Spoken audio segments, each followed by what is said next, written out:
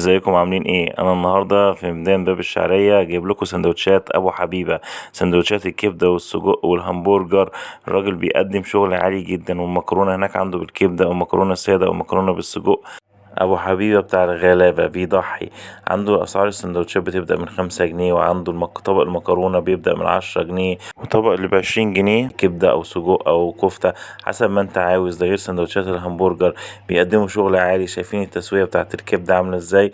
هما بيعملوا شغل ممتاز جدا ومشهورين في باب الشعريه. عنوانهم ميدان باب الشعرية 14 شارع الخراطين. هناك عندهم ليه طعم مختلف. الصراحة هناك الحاجة مخدومة حلوة قوي، هتعجبكم. شايفين الكفتة وحلاوتها، حاجة متميزة، والبصل بيدلعها ازاي، حاجة حلوة جدا هتعجبكم. والمكرونة بتاعته الجبارة هناك. شايفين الشغل العالي، شايفين المكرونة عاملة ازاي يا جدعان، تحفة. ولا سندوتشاته، المكان فعلا هيعجبكم والأكل هيعجبكم ان شاء الله. الاكل يعجبكم هناك زي ما انا استمتعت بطبق المكرونه بالكبده، كان فعلا طعمه جميل. عشان كده انا حبيت اصور لكم المكان والاكل الجميل. استمتعوا بالاكل من عند ابو حبيبه. متنساش سبسكرايب الجميل واللايك الجميل. سلام. مساء الخير عليكم. انا النهارده بصور في باب الشعريه عند ابو حبيبه، مشهور طبعا بالكبده والسجق، الشغل العالي والمكرونه الجميله. ازيك يا عم رضا، عامل ايه؟ اخبارك؟ خليك يا فندم. كله تمام؟ كله تمام الحمد لله. الحمد لله رب العالمين.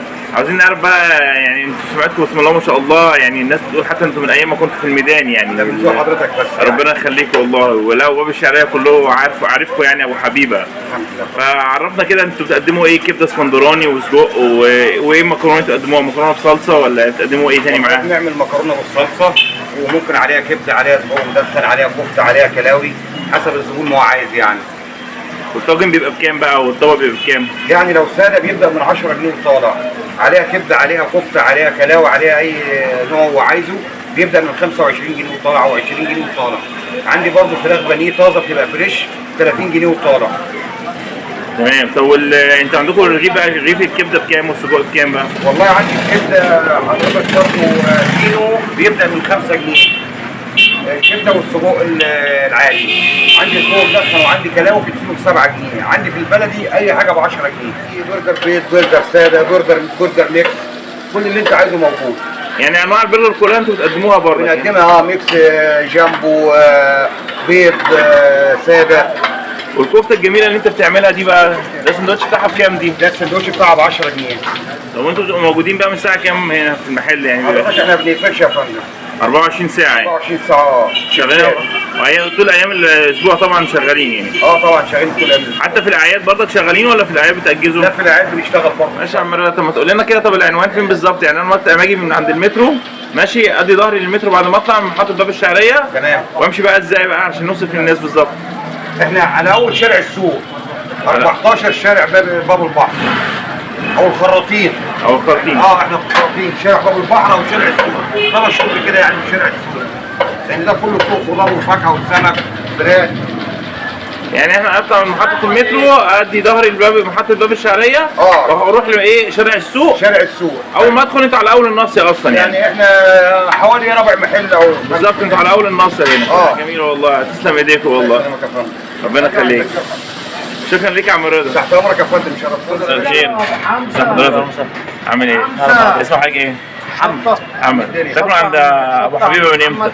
نعم؟ تاكلوا عند ابو حبيبه من امتى؟ والله من ساعة ما فتح، من يوم الافتتاح. لا والله؟ والله.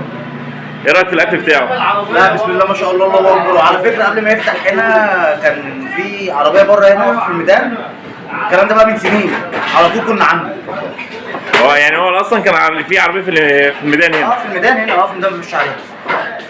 بس اكله كله حلو يعني، ولا في حاجه مميزه عن الثانيه؟ لا الله اكبر بسم الله ما شاء الله، بقول لك من ايام العربيه، يبقى اكيد حاجه كويسه. تعال اتفضل. ربنا يخليك. الف انا استمتع بالاكل. الراجل ده بيعمل مكرونه وبيعمل حبيبه بتاع الغلابه. بصوا يا جدعان الطبق عامل ازاي، بس ما شاء الله طبق مكرونه بالكبده، حاجه مميزه. ابو حبيبه بتاع الغلابه. بصوا يا جدعان الكبده ما شاء الله، بصوا شايفين يا جدعان، حاجه جميله جدا بس ما شاء الله يعني. والمكرونه عامله ازاي، بص شوف، حاجه زي الفل. ابو حبيبه بتاع الغلابه في باب الشعريه بيضحي، بس ما شاء الله. هستناكم تيجوا وتاكلوا وتتبسطوا في احلى مكان في باب الشعريه.